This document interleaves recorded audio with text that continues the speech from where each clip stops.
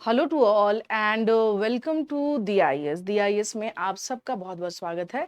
So dear all students, आज जो है हम करंट अफेयर्स के साथ ही नए टॉपिक के साथ टुडे वी आर हियर। हम लोग आज यहाँ पर नए टॉपिक डिस्कस करेंगे। तो चलिए आइए देखते हैं कि आज क्या हमारे करंट सेगमेंट का क्या क्या महत्वपूर्ण टॉपिक है जो आज की क्लास में हम यहाँ पर शेयर करने वाले हैं। So now let's discuss about the topic. तो देखिए यहाँ जो पहला टॉपिक है that is India's first ever polar research vessels. ठीक है ना, यानी इसको हम लोग कहते हैं PRV, polar research vessels. Bharat का पहला जो है पोलर रिसर्च वेसल के बारे में यहाँ पर हम लोग जानेंगे and that is in news and why this is in news. So things will be discuss, वो हम लोग उस पर डिस्कस करेंगे। सेकेंड है election commission to upgrade VTR sharing process, यानी इलेक्शन कमीशन के द्वारा VTR जो शेयरिंग प्रोसेस है उसके बारे में यहाँ पर जो है अपग्रेड किया गया है इसे। And now the third news is Bharat Gen. और भारत जेन क्या है and why this is in news, so now let's discuss about this things. Okay, चलिए जो पहला यहाँ पर न्यूज आप देखेंगे India's first ever polar research vessels के बारे में। India to build its first ever polar research vessel to explore icy frontiers। देखिए भारत का पहला, यहाँ पे इसके बारे में समझेंगे हम लोग यहाँ पे कि भारत का पहला क्या है, या आपको जिसको हम लोग कहेंगे कि पोलर रिसर्च वेसल जो है, ये बेसिकली भारत का पहला पोलर रिसर्च वेसल के साथ साथ ये एक्सप्लोर करेगा जो आइसी फ्रंटियर्स होते हैं, है ना, उसके बारे में यहाँ पर क्या कि गहन जो है तरीके से अध्ययन होगा और ये एक नया लैंडमार्क साबित हो सकता है ना। तो इस कंटेक्स्ट में अगर हम लोग देखें यहाँ पर, तो आइए देखते हैं सबसे पहले यहाँ पर क्या क्या इंपॉर्टेंट बात है। यस, क्या क्या इंपॉर्टेंट और महत्वपूर्ण बात है। MOU साइन, जिसको हम लोग कहते हैं memorandum of understanding sign in between GRSE Garden Reach, one second मुझे इसका ना colour, I have to change the colour. Garden Rich Shipbuilders Engineers Limited Kolkata signed an MOU with Norway's Kongsberg for building India's first indigenously developed PRE। यानी कि ये जो समझौता या ये जो ज्ञापन हो रहा है, ये जो डेवलपमेंट हम करने वाले हैं, तो ये जो है समझौता GRSE यानी garden rich ship builders and engineers limited Kolkata ने भारत के पहले, आपको बता दूं सबसे पहले ये कि भारत में ये स्पेशली जहाज यानी पानी जहाज, इसको हम लोग बोलते हैं सेलर, उसके लिए क्या है एक बहुत ही महत्वपूर्ण कंपनी है जो आप देख रहे हैं यहाँ पर, garden rich ship builders and engineers limited. और इसके माध्यम से भारत के पहले स्वदेशी रूप से, यानी पूरी तरह से इंडिजिनसली क्या है डेवलप्ड रहेगा ये, तो पहले स्वदेशी रूप से विकसित PRV यानी पोलर रिसर्च वेसल्स के निर्माण के लिए नॉर्वे के कॉर्सबर्ग के साथ, ये ध्यान रखना है किसके साथ, नॉर्वे के कॉक्सबर्ग के साथ समझौता ज्ञापन पर हस्ताक्षर हुआ है। यानी यहाँ जो महत्वपूर्ण बात ये है कि यहाँ पर गार्डन रिच शिप बिल्डर्स और जो कि कोलकाता की कंपनी है, और नॉर्वे की जो कंपनी है जिसका नाम है कोंग्सबर्ग फॉर बिल्डिंग इंडियाज, तो ये इनके माध्यम से हम क्या देख रहे हैं कि भारत का पूर्ण रूपेण जो है आपको स्वदेशी, यानी इनके संदर्भ में अगर हम लोग बात करें तो यहाँ पर हम लोग क्या देख रहे हैं कि भारत का पूर्ण रूपेण जो स्वदेशी जो है यहाँ पर PRV जो है यहाँ पर पोलर रिसर्च वेसल का निर्माण किया जाएगा। कुछ महत्वपूर्ण बातें जैसे इसके बारे में, अगर इसके सिग्निफिकेंस के बारे में बात किया जाए कि भाई इसका क्या महत्व है ना, if we are talking about that कि इसके महत्व क्या है, इसके सिग्निफिकेंस क्या है,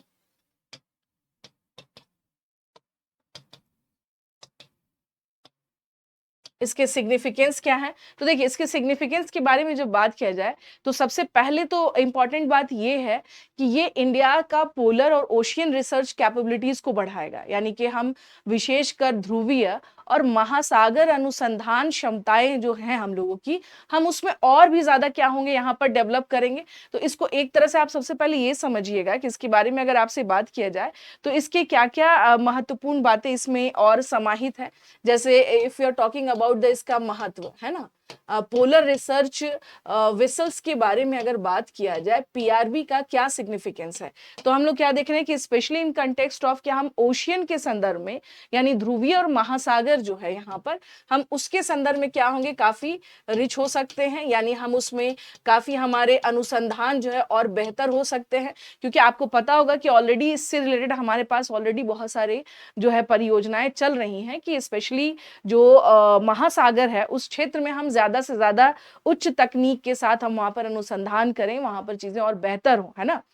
तो बेसिकली ये घरेलू स्तर पर उच्च तकनीक वाले जहाज का निर्माण करके मेक इन इंडिया को बढ़ावा मिलेगा। यानी इसके महत्व के बारे में जब when we are talking about that, so हम लोग क्या देख सकते हैं कि हमारा जो है मेक इन इंडिया है ना, ये इसका इंपॉर्टेंस क्या होगा और ज्यादा बढ़ेगा।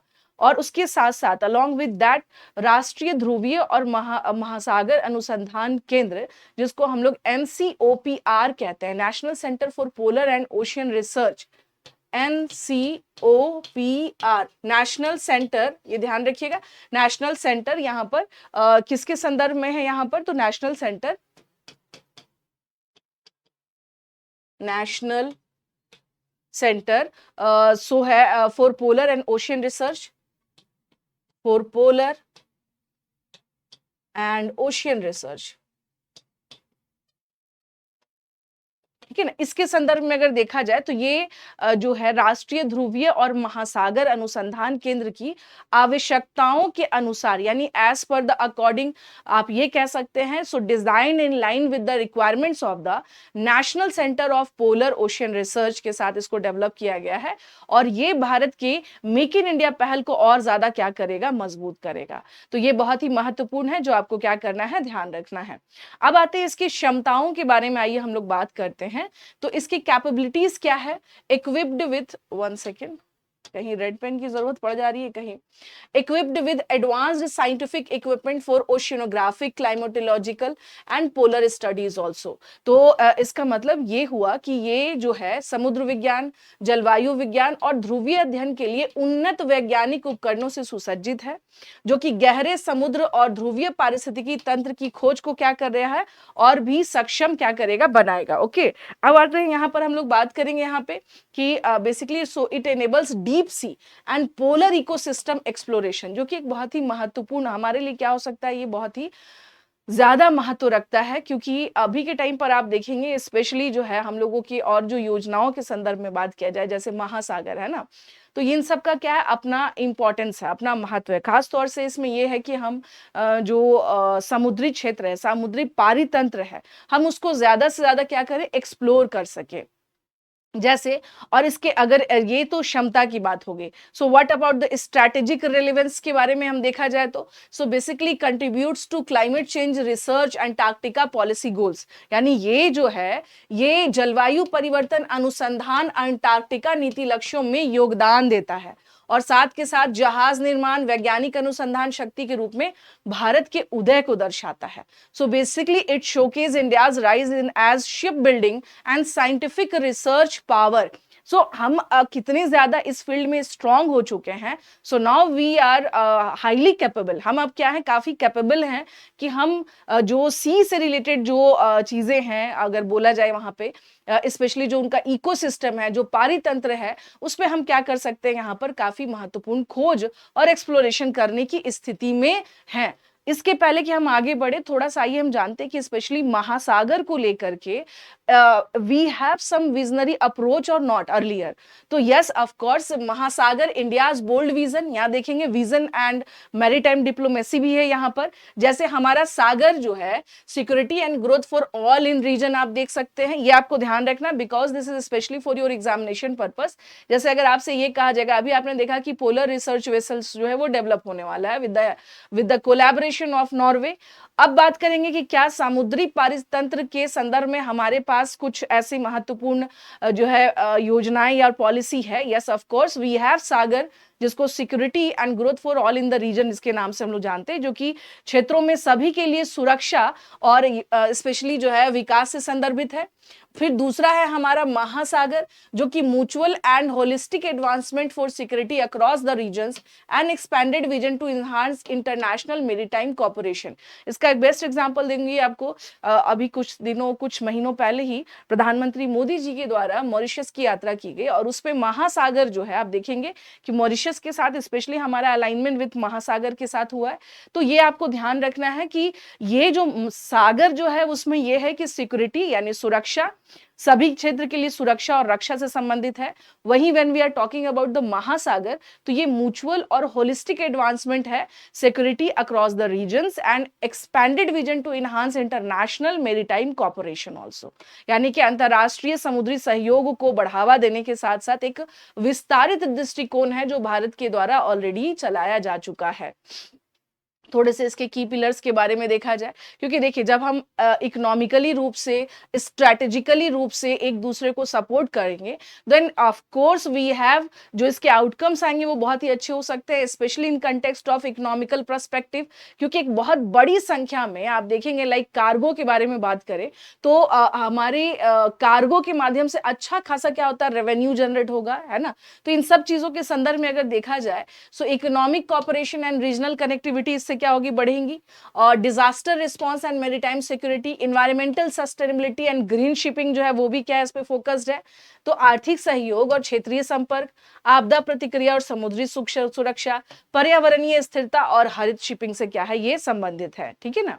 तो देखिए यहाँ जो कहा गया कि जो बाइलैटरल जो ट्रीटी हुई नॉर्वे के साथ, यहाँ पर हम लोग जो बात कर रहे हैं, तो ये नॉर्वेजियन शिप ऑनर्स एसोसिएशन के साथ जो है एक तरह से राउंड टेबल कॉन्फ्रेंस हुआ, और उसमें भारत ने बंदरगाहों, जहाज निर्माण, रसद में अधिक निवेश को आमंत्रित भी किया है। इसमें एक विश्वसनीय, टिकाऊ और लागत प्रभावी जहाज निर्माण के केंद्र के रूप में भारत की भूमिका पर प्रकाश डाला गया है।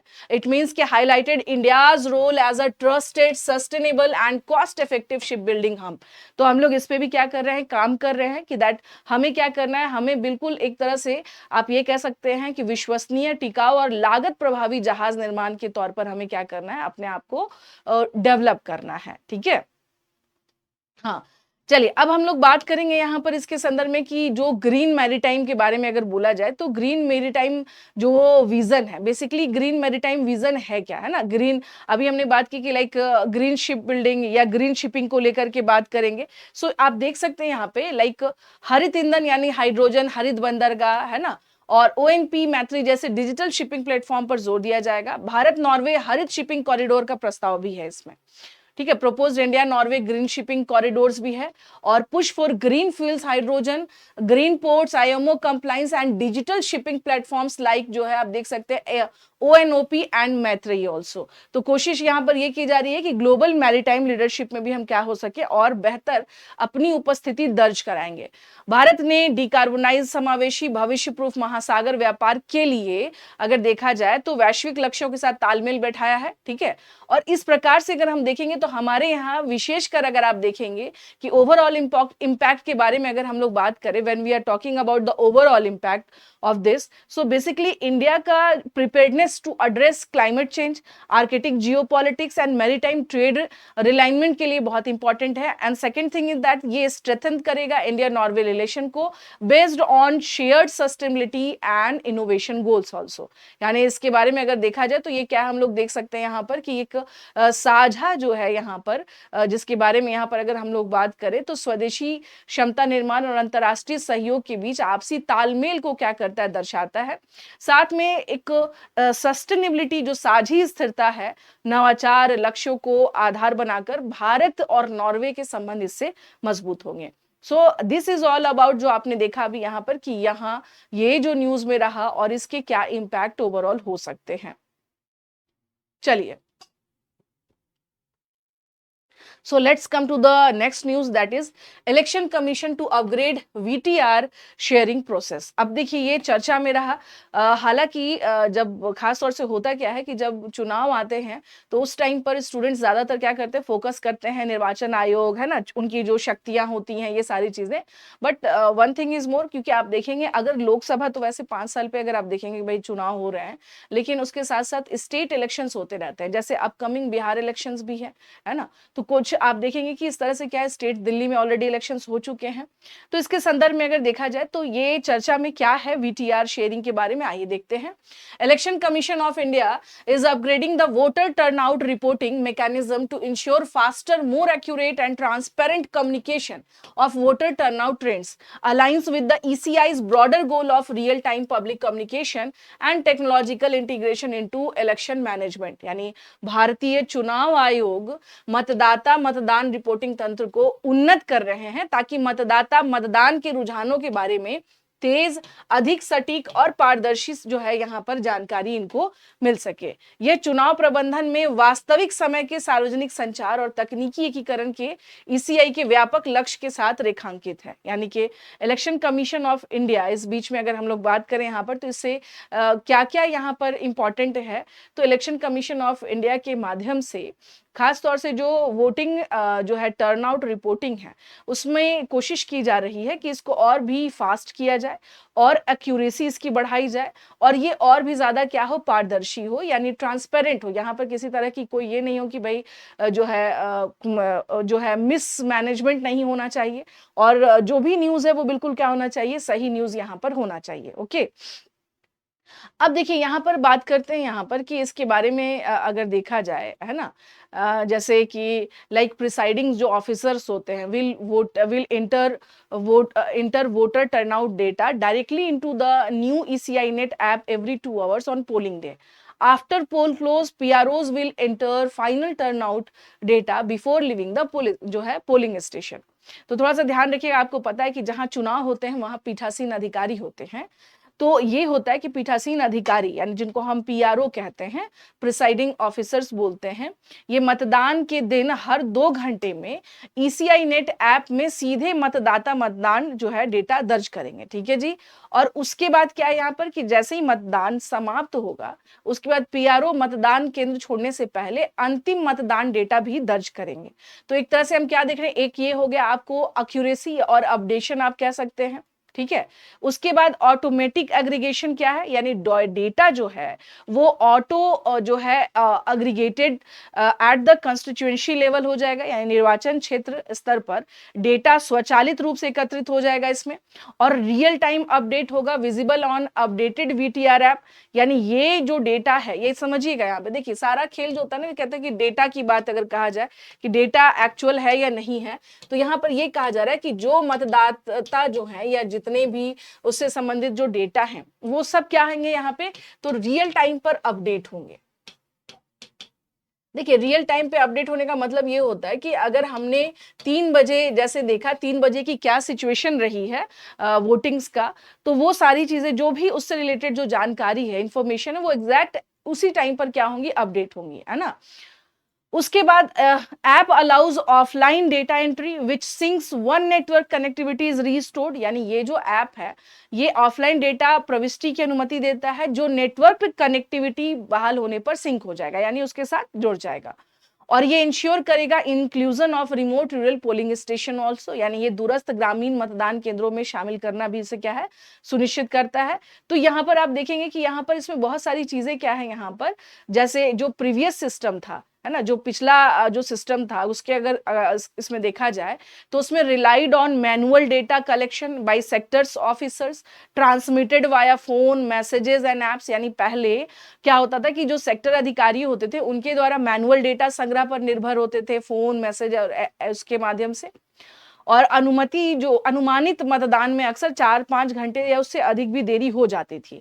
अंतिम डेटा कभी कभी देर रात या अगले दिन आता था। ये प्रॉब्लम, ये जैसे अगर आपसे ये कहा जाए कि इसमें पहले क्या समस्या थी, तो जो ओल्ड सिस्टम था उसमें समस्या ये थी कि फाइनल डेटा कई बार क्या होता था कि ऑन एग्जैक्टली जो आपको चाहिए एट ए टाइम वो हमारे पास अवेलेबल नहीं रहता था, है ना। यानी कि अंतिम डेटा कभी कभी देर रात या अगले दिन तक आता था। लेकिन अब जो आप देखेंगे यहाँ पर कि जो अभी जो नया सिस्टम आया, जो इंप्रूवमेंट हुआ है यहाँ पर, तो इसमें हम लोग क्या देख सकते हैं कि इसके माध्यम से अब कम देरी हो रही है, सटीकता बढ़ रही है और देरी से अपडेट होने के कारण गलत सूचना या अटकलों की गुंजाइश कम हो जा रही है।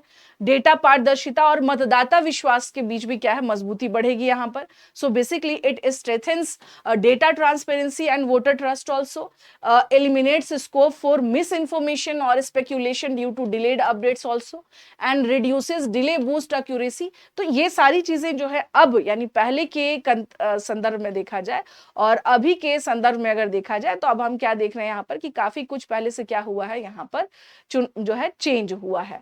तो इस प्रकार से अगर देखा जाए जो अभी जो आपने देखा यहाँ पर हाँ, अभी मैंने आपसे यहाँ पर बताया, यहाँ पे जैसे लीगल कॉम्प्लायंस के बारे में जो पीआरओ द्वारा यानी नियम जो है 49 कंडक्ट इलेक्शंस ऑफ जो 1961 के तहत कि पीआरओ द्वारा मतदान एजेंटों को फॉर्म के 17वीं प्रस्तुत करने के जो है यहाँ पर कानूनी आदेश परिवर्तित रहेंगे और वीटीआर अपडेट सार्वजनिक सूचना के लिए गैर वैधानिक सुविधाजनक उपाय बना हुआ है। तो ये क्या है यहाँ पर इसके संदर्भ में। अब इसके सिग्निफिकेंस के बारे में बात किया जाए, जैसे आपने देखा कि इलेक्शन कमीशन ने ये कहा है। अभी देखेंगे यहाँ पर, तो अभी आपको पता है कि ये जो है अपकमिंग चुनाव, जैसा कि मैंने आपसे बताया कि अभी जो है राज्य में बिहार राज्य विधानसभा चुनाव होने वाले हैं। तो ये aimed at becoming a standard protocol for all future election. Bihar चुनाव से पहले ईसीआई नेट के साथ पूरी तरह एकीकृत होने की उम्मीद है यहाँ पर, और इसका उद्देश्य है भविष्य के लिए सभी चुनाव के लिए एक मानक प्रोटोकॉल जो है बनना। अब सिग्निफिकेंस के बारे में बात किया जाए तो enhances electoral transparency, improves public confidence also. चुनावी पारदर्शिता को बढ़ाता है और जनता का विश्वास भी बढ़ेगा।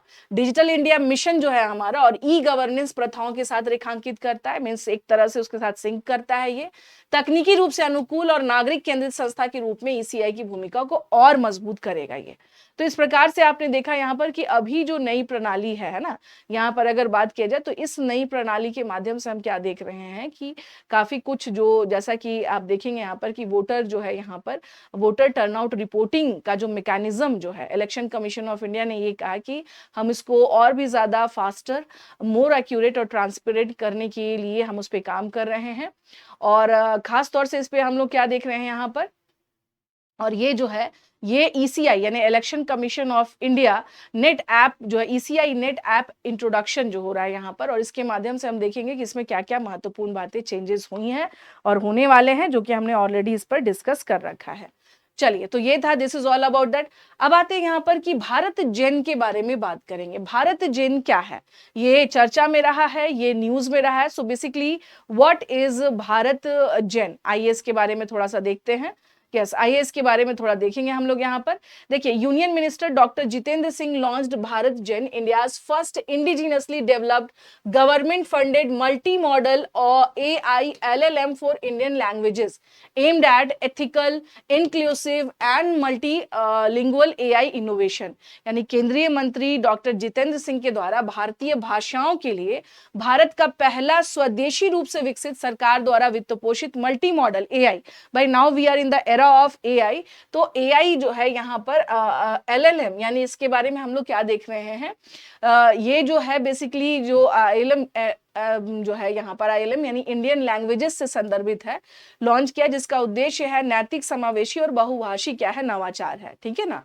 तो भारत जेन जो हम यहाँ पर देखेंगे, ये क्या है, India's first government funded indigenously developed AI based multi modal for Indian languages. यानी भारतीय भाषाओं के लिए भारत का पहला सरकारी वित्त पोषित है, स्वदेशी रूप से विकसित है AI आधारित मल्टी मॉडल जो है यहाँ पर क्या है, ये आपको LLM इनिशिएटिव है, ये आप देख सकते हैं। अब इसके बारे में थोड़ा सा समझिएगा। मल्टी मॉडल यहाँ पे लैंग्वेजेस के संदर्भ में अगर हम लोग बात करें तो इसके क्या क्या जो है फायदे हो सकते हैं, जैसे ये जो है प्लेटफॉर्म के फीचर्स पे इंटीग्रेट टेक्स्ट करेगा, स्पीच, इमेज मॉडलिटीज, ये भारतीय भाषाओं के 22 भारतीय भाषाओं को सपोर्ट करेगा, ये ध्यान रखिएगा। It supports 22 languages built under national mission on interdisciplinary cyber physical system also. यानी ये जो है साइबर भौतिक प्रणालियों पर राष्ट्रीय मिशन के तहत बनाया गया है और executed through TIH foundation for the IoT and IOE IIT Bombay. तो ये IIT बॉम्बे के माध्यम से क्या है, निष्पादित है। तो इस प्रकार से अगर हम लोग देखें यहाँ पे कि जो है भारतीय भाषाओं का बेहतर तरीके से, लाइक उसका पाठ करना, उसका जो छवि है, भाषण है, उस सब को बहुत बेहतर तरीके से ये क्या करेगा, यहाँ पर हम करेगा। अब आते हैं इसके ऑब्जेक्टिव्स के बारे में, है ना, कि इसका ऑब्जेक्टिव और विजन क्या है। So national AI mission to build ethical, inclusive, multi language AI rooted in Indian values and echoes. राष्ट्रीय AI मिशन का उद्देश्य नैतिक, समावेशी, बहुभाषी AI का निर्माण करना और भारतीय मूल्यों और लोकाचारों में जो निहित है। Empower critical sector like health care, for example AI doctors in rural, telemedicine, education, agriculture, governance. तो भाई आज के टाइम पर now we are in the era of AI और मैं बार बार कहती हूँ कि हमें एआई का उपयोग ज्यादातर वेलफेयर के लिए क्या कर रहे हैं, हम कोशिश कर रहे हैं यहाँ पे। पब्लिक ग्रीवांस के संदर्भ में अगर देखा जाए तो यह बहुभाषी एआई फीडबैक सिस्टम के साथ एकीकृत है, शिकायत निवारण के लिए एक वैश्विक मॉडल के रूप में ये उद्धृत है। It mean cited as a global model for grievance redressal. तो इसके माध्यम से हम देख सकते हैं यहाँ पर कि जो है काफ़ी जो है चेंजेस आप ये कह सकते हैं, या एक तरह से लाइक अगर हम लोग बात करें कि ये हेल्थ केयर पे दूर दराज के गाँव के इस्तेमाल की जाने वाली स्थानीय भाषा को में एआई डॉक्टर्स जो है वहाँ पे बात कर सकते हैं। फिर उसके बाद से इसका साइकोलॉजिकल बेनिफिट्स हो सकता है, जैसे ट्रस्ट, है ना, and improves health outcomes also, मरीजों को सुपर स्पेशलिटी अस्पतालों से जोड़ता है। तो बहुत सारी चीज़ें इसके जो है बेनिफिट्स, अपकमिंग बेनिफिट्स हम लोग यहाँ पर देख सकते हैं। यानी इसमें जो अगर बात किया जाए इसके माध्यम से, हाँ जी, डीएसटी, मेइती, ठीक है ना, ये सब जैसे शैक्षणिक विभाग हो गए, इन सब में हम लोग देख सकते हैं यहाँ पर कि अंतर विभागीय सहयोग को बढ़ाने के लिए समझौता ज्ञापन पर भी हस्ताक्षर इसमें किए गए हैं, ताकि इसका हम ज्यादा से ज्यादा क्या कर सके, यूज कर सके। तो भारत जेन आपने देखा यहाँ पर कि ये प्रॉपर वे से क्या है, ये प्रॉपर वे से इंडिजिनसली, यानी कि ये पूर्णतः क्या है, स्वदेश में विकसित हमारा क्या है, ये एक इसके माध्यम से एलएलएम जो आप देख रहे हैं, यानी इंडिया लॉन्चेस भारत जेन मल्टी मॉडल एलएलएम इनिशिएटिव है, जो कि भारतीय भाषाओं के लिए विशेषकर भारत का पहला सरकारी वित्त पोषित स्वदेशी रूप से डेवलप एआई आधारित मल्टी मॉडल एलएलएम है, जिससे कि आगे आने वाले समय में इसमें काफी संभावनाएं बढ़ती हैं और बेहतर भविष्य की परिकल्पना कर सकते हैं। इसके अतिरिक्त अगर मैं बात करूं यहाँ पर, तो जो है यहाँ पर ये इसके क्या थे, महत्वपूर्ण इम्पैक्ट थे जो हम लोग देख सकते हैं। और डियर ऑल स्टूडेंट्स, आप लोग ये काम करिएगा, अभी तक अगर आपने इस चैनल को लाइक शेयर सब्सक्राइब नहीं किया है, सो काइंडली जो है आप सब लोग लाइक शेयर और सब्सक्राइब जरूर कर लिए। और आज चूंकि वर्ल्ड एनवायरनमेंट डे है, आप सबको वर्ल्ड एनवायरनमेंट डे की बहुत सारी शुभकामनाएं। भाई ऐसा है कि जो है वर्ल्ड पर्यावरण है तो हम हैं, तो इसीलिए ज़रूरी है, we have to save our environment, हमें ज़्यादा से ज़्यादा अपने एनवायरनमेंट को बचाना है, प्रोटेक्ट करना है, और we have to ensure for the sustainable development also, हमें सतत विकास के बारे में भी सोचना है। तो ज़्यादा से ज़्यादा वृक्ष लगाएं, पेड़ लगाएं, है ना, जितना हो सके पर्यावरण को हमें क्या करना है, प्रोटेक्ट करना है। So thank you for all watching, and अभी तक अगर आपने चैनल को लाइक शेयर सब्सक्राइब नहीं किया है DIS को, तो काइंडली आप लोग लाइक शेयर सब्सक्राइब कर लीजिए। धन्यवाद।